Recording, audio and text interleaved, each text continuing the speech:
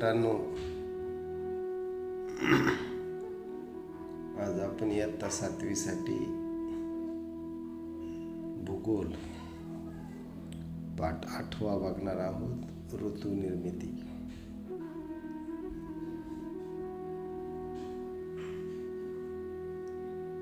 प्रथमतः आपण काही प्रश्नांची उत्तर शोधणार आहोत. कोणत्या महिन्यात दिनमान साधारणपणे 12 तासांचे होते?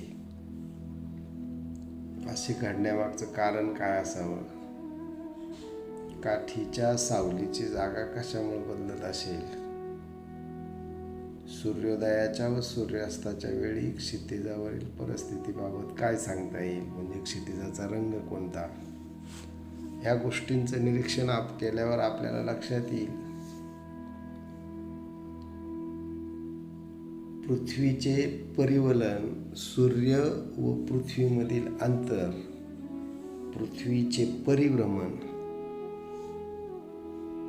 या गोष्टींचा या वरील प्रश्नांच्या उत्तराशी काही संबंध आहे का? साधारणपणे जून, सप्टेंबर व डिसेंबर महिन्यात दिनमानाच्या नोंदीवर सर्वात मोठा दिवस, सर्वात लहान दिवस, दिनमान तसेच रात्रमान समान असणाऱ्या तारखा तुमच्या लक्षात असतील. सगळ्यात मोठा दिवस 21 जूनला असतो, म्हणजे सर्वात छोटी रात्र असते. त्याविरुद्ध सर्वात छोटा दिवस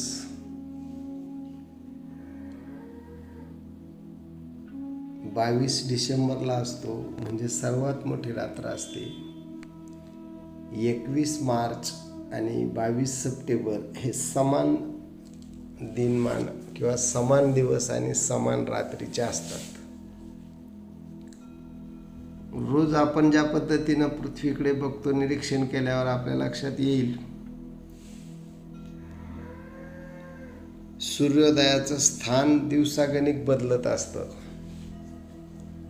कधी सूर्य बराचसा उत्तरेच्या बाजूला उगवलेला दिसतो, कधी एकदम तंतोतंत पूर्वेला दिसतो, कधी तो दक्षिणेकडे सरकत असल्याचा आपल्याला भास होतो. काही विशिष्ट महिन्यांमध्ये सूर्य दक्षिणेकडे सरकताना वाटतो, काही विशिष्ट महिन्यांमध्ये सूर्य उत्तरेकडे सरकताना वाटतो. सूर्य उगवण्याचं स्थान 21 जून ते 22 डिसेंबर या कालावधीमध्ये, म्हणजे ह्या 6 महिन्यामध्ये दक्षिणेकडे सरकत असते. त्याला भूगोलामध्ये दक्षिणायन असे म्हणतात. आणि त्याच विरुद्ध तारखांना, म्हणजे 22 डिसेंबर ते 21 जून या कालामध्ये सूर्य उत्तरेकडे सरकत असताना आपल्याला भासतो. याला सूर्याचे उत्तरायण असे म्हणतात. परंतु प्रत्यक्षात सूर्य कोणत्याही दिशेला सरकत नाही. सूर्याच्या स्थानाबद्दलचे कारण पृथ्वी असते. पृथ्वीचे परिवलन हे सूर्याच्या चालण्यासारखे भासते आणि पृथ्वीचा कललेला आस हा सूर्याचं उत्तरायण आणि दक्षिणायन भासण्यास आपल्याला कारणीभूत होतो. म्हणून सूर्याचं हे जे सरकणं आहे उत्तरेकडून दक्षिणेकडे आणि दक्षिणेकडून उत्तरेकडे, या सरकण्याला भासमान भ्रमण असे म्हणतात. पृथ्वीवर होणारे ऋतू हे केवळ उत्तर व दक्षिण गोलार्धाच्या संदर्भात आहे. उत्तर गोलार्धाच्या आणि दक्षिण गोलार्धाच्या संदर्भाने ते घडतात.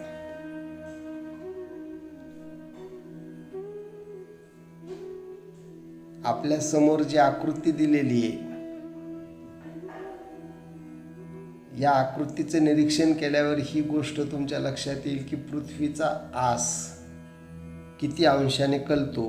23.5 अंशाने कललेला असतो आणि त्याच्यामुळं ऋतुचक्र, आयन दिन आणि संपात दिन या संकल्पना घडतात.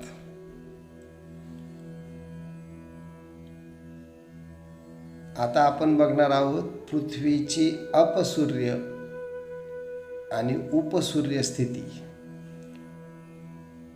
पृथ्वीचा सूर्याभोवतीचा परिभ्रमण काळ आहे तो लंबवर्तुळाकार आहे, तो एकदम गोलाकार नाही. लंबवर्तुळाच्या एका केंद्रस्थानी सूर्य असतो. सूर्य आपले स्थान बदलत नाही, पण पृथ्वी लंबवर्तुळाकार मार्गाने फिरत असल्यामुळं काही वेळेला सूर्याजवळचं तिचं अंतर कमी असतं, काही वेळेला सूर्यापासून तिचं अंतर जास्त असतं. परिभ्रमणाच्या दरम्यान जानेवारीच्या पहिल्या आठवड्यात पृथ्वी सूर्यापासून कमीत कमी अंतरावर असते. या स्थितीला उपसूर्य स्थिती असं म्हणतात. म्हणजे पृथ्वीचं सूर्यापासूनचं सगळ्यात कमी अंतर ही झाली उपसूर्य स्थिती. याच्या उलट जुलैच्या पहिल्या आठवड्यात पृथ्वी सूर्यापासून जास्तीत जास्त अंतरावर असते. या स्थितीला अपसूर्य स्थिती असे म्हणतात. आकृती 8.2 पहा. अपसूर्य स्थिती म्हणजे लंबवर्तुळाकार मार्गावर भ्रमण करताना पृथ्वीचं सूर्यापासूनचं सर्वात जास्त अंतर, आणि उपसूर्य स्थिती म्हणजे लंबवर्तुळाकार मार्गावर पृथ्वी भ्रमण करीत असताना पृथ्वीचं सूर्यापासूनचं सर्वात कमी अंतर. या वेळेला पृथ्वीच्या आसाचे उत्तरेकडील टोक सूर्याचे असते. आकृतीच्या मदतीने ही स्थिती तुमच्या लक्षात येईल. पृथ्वीचा लंबवर्तुळाकार परिभ्रमण मार्ग आणि पृथ्वीचा कललेला आस यांच्या एकत्रित परिणामामुळे पृथ्वीवर ऋतुनिर्मिती होते. हे आता आपल्या लक्षात आलं. परिभ्रमण कक्षेत वर्षातून 2 दिवस विषुववृत्तावर सूर्याची किरणं लंबरूप पडतात. ही स्थिती साधारणपणे 21 मार्च व 23 सप्टेंबर रोजी असते. अशा वेळी पृथ्वीचे उत्तर आणि दक्षिण हे दोन्ही ध्रुव सूर्यापासून समान अंतरावर असतात. हे महत्त्वाचं आहे. उत्तर आणि दक्षिण ध्रुव सूर्यापासून समान अंतरावर ज्या दिवशी असतील त्या दिवसाला संपात दिन असं म्हणतात आणि त्या स्थितीला संपात स्थिती असं म्हणतात. आकृती 3.8.3चं निरीक्षण करा. प्रकाशवृत्तामुळे विषुववृत्तासह सर्वच अक्षवृत्तांचे होणारे प्रकाशित व अप्रकाशित भाग पृथ्वीवर दाखवले आहेत. उत्तर ध्रुवापासून दक्षिण ध्रुवापर्यंत प्रकाशित व अप्रकाशित भाग समान असल्याचे तुमच्या लक्षात येईल. अशी स्थिती त्या दिवशी पृथ्वीवर सर्वत्र दिनमान व रात्रमान सारखेच असतात. म्हणजे पृथ्वीचा सूर्याने प्रकाशित केलेला भाग जेवढा असेल तेवढाच भाग जर अप्रकाशित असेल तर तो दिवस आणि ती रात्र पृथ्वीवर समान आहे असं समजायचं. संपात स्थिती म्हणजे विषुववृत्तावर सूर्यकिरण लंबरूप असण्याची स्थिती आणि दोन्ही ध्रुवांचं सूर्यापासूनचं अंतर सारखं असण्याची स्थिती. हे महत्त्वाचं आहे. उत्तर गोलार्धात 21 मार्च ते 21 जून या कालावधीमधील वसंत ऋतू तर 23 सप्टेंबर ते 22 डिसेंबर या कालावधीत शरद ऋतू असतो. उत्तर गोलार्धात 21 मार्च हा दिवस वसंत संपात असतो तर 23 सप्टेंबर हा दिवस शरद संपात असतो. दक्षिण गोलार्धात याच्या उलट ऋतू असतात. आयन दिन व विषुव दिनांच्या तारखांमध्ये एखाद्या दिवसाचा फरक होऊ शकतो. असा फरक पृथ्वीच्या वार्षिक गतीत होणाऱ्या तफावतीमुळे होतो. हे आपण 5वीच्या लीप वर्षाच्या संदर्भातील पाठामध्ये अभ्यासलेले आहे. आता आकृती 8.4चं निरीक्षण करा. कललेल्या अक्षासह पृथ्वीची 21 जून व 22 डिसेंबरची स्थिती दाखवलेली आहे. तिचा प्रकाशित व अप्रकाशित भाग हे दिसत आहे. आकृतीचं निरीक्षण केल्यानंतर बघा कोणत्या ध्रुवावर प्रकाश पडलेला आहे, कोणत्या ध्रुवावर प्रकाश पडलेला नाही, 21 जून रोजी कोणत्या गोलार्धातील दिनमान मोठं राहील, 22 डिसेंबर रोजी कोणत्या गोलार्धातील रात्र मोठी राहील, या सर्व प्रश्नांची उत्तर आपल्याला ही आकृती 8.4चं निरीक्षण केल्यावरती मिळतील. पृथ्वीचा कोणताही एक ध्रुव जेव्हा सूर्याकडे जास्तीत जास्त कललेला असतो तेव्हा त्या ध्रुवाच्या गोलार्धात 23 अंश अक्षवृत्तावर सूर्यकिरणे लंबरूप पडलेली असतात. विषुववृत्तावर 21 मार्च व 23 सप्टेंबर या संपातदिनी सूर्यकिरण लंबरूप पडतात. विषुववृत्त ते कर्कवृत्त किंवा विषुववृत्त ते मकरवृत्त या दरम्यानच्या अक्षवृत्तावर सूर्यकिरणे लंबरूप पडत जाण्याची क्रिया त्यानंतर सुरू राहते. फक्त 21 जून किंवा 22 डिसेंबर या तारखांना अनुक्रमे कर्कवृत्तावर आणि मकरवृत्तावर सूर्यकिरण लंबरूप पडतात. या दिवसांना आयन दिन असे म्हणतात. कर्कवृत्तापासून उत्तर ध्रुवापर्यंत, मकर वृत्तापासून दक्षिण ध्रुवापर्यंत सूर्यकिरण कधीही लंबरूप पडत नाही. उत्तर गोलार्धात 21 जून हा सर्वात मोठा दिवस, तर दक्षिण गोलार्धात 22 डिसेंबर हा सर्वात मोठा दिवस. जो दिवस ज्या गोलार्धामध्ये सर्वात मोठा त्याच तारखेची रात्र ही त्या गोलार्धातली सर्वात लहान रात्र असते, हे आपल्याला आता लक्षात आलं असेल. सूर्यदर्शन काळ, आयन स्थिती, संपात स्थिती यांचा विचार करून आपण हे ऋतू ठरवले आहेत. विषुववृत्तीय प्रदेशात ऋतू बदल जाणवत नाही, तिथं शक्यतो वर्षभर पावसाळाच असतो. त्यामुळं हवामानाच्या स्थितीत फारसा फरक होत नाही. मात्र इतर दोन्ही गोलार्धात विशिष्ट काळामध्ये उन्हाळा आणि हिवाळा हे 2 ऋतू वेगवेगळे होतात आणि त्यामुळंच ऋतुचक्र निर्माण झाले आहे. याचा अर्थ असा की पृथ्वीवर सर्वसाधारणपणे हिवाळा आणि उन्हाळा हे 2 ऋतू असतात. काही ठिकाणी 4 ऋतू मानले जातात. वातावरणातील बदल, हवेतील बाष्प,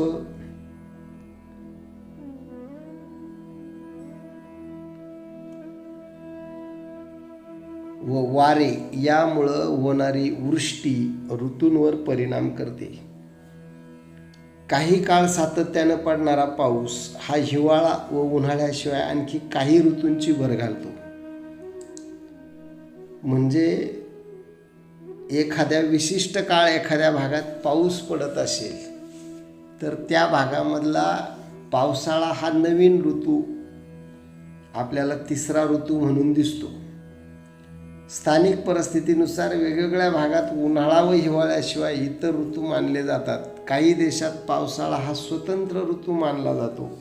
उदाहरणार्थ भारतामध्ये पावसाळा हा स्वतंत्र ऋतू मानला जातो.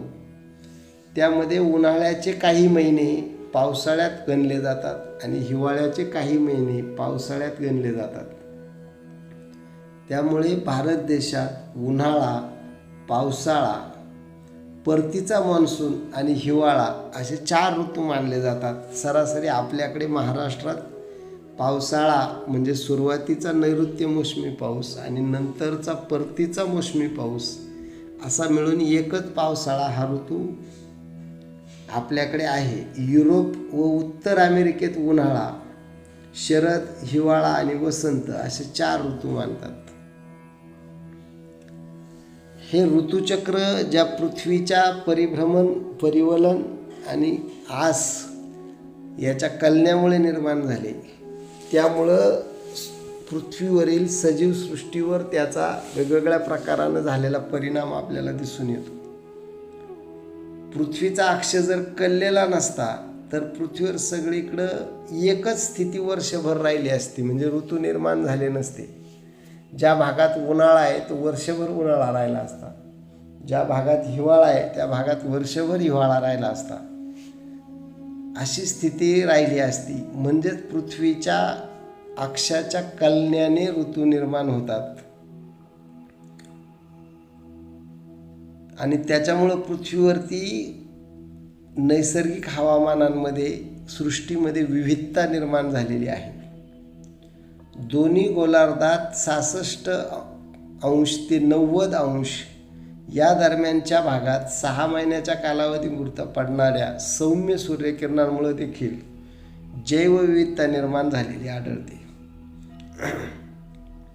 दक्षिण अंटार्क्टिक प्रदेशात पेंग्विन पक्षी, वॉलरस, सील यासारखे सजीव आढळतात. तर उत्तर ध्रुवीय प्रदेशात रेंडियर, ध्रुवीय अस्वले, ध्रुवीय कोले यासारखे सजीव आढळतात. या भागातील मानवानेही येथील परिस्थितीशी जुळवून घेतले आहे. शीत हवामान म्हणजे खूप थंड हवामानात अन्न पुरवठा कमी झाला की अन्नाच्या शोधासाठी तसेच थंडीपासून संरक्षण व्हावे म्हणून अनेक पक्षी प्राणी आपले निवासस्थान तात्पुरते बदलतात. म्हणजे स्थलांतर करणे ही एक प्रवृत्ती सजीवांमध्ये या ऋतू बदलांमुळे होते. तथापि हवामानातील फरकाशी ठराविक मर्यादेपर्यंतच अनुकूलन करता येते. त्यानुसार त्या भागातले सजीव अनुकूलन करण्याचा प्रयत्न करतात आणि ते शक्य होत नाही त्यावेळेला ते स्थानांतर करतात. बर्फाळ प्रदेशाची सीमा ओलांडून उत्तरेकडे किंवा दक्षिणेकडे ते सजीव सरकतात आणि स्वतःला वाचवतात. त्याच अनुषंगानं पक्षी आणि प्राणी स्थलांतर करतात. विशिष्ट झाडांना विशिष्ट ऋतूमध्ये फळे येतात. त्यामुळं सजीवांचं जीवनचक्र सुस्थितीमध्ये चालू राहतं. शेतीचे पीक हंगामही त्यावरच अवलंबून असतात. म्हणून पृथ्वीवर होणारी जी पृथ्वीच्या अक्षाच्या किंवा आसाच्या कलण्यानं निर्माण होणारी जी स्थिती आहे ते ऋतू हेच पृथ्वीवरील जैवविविधतेला आणि ऋतू निर्मितीला कारण आहेत. हाच मुख्य परिणाम ऋतुचक्राचा सजीवांवर होतो किंवा यालाच ऋतुचक्राचा सजीवांवरील परिणाम असे म्हणतात. पाठ एकदा काळजीपूर्वक वाचा. पाठातील सर्व आकृत्यांचं निरीक्षण करा. त्यामधील आकृती 8.2, 8.3, 8.4 एवढ्या आकृत्या आपल्या वहीमध्ये काढा.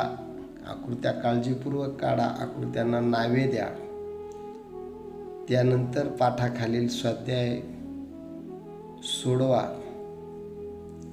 ते आपल्या वहीमध्ये लिहा आणि त्याचे फोटो ग्रुपवर पाठवा. धन्यवाद.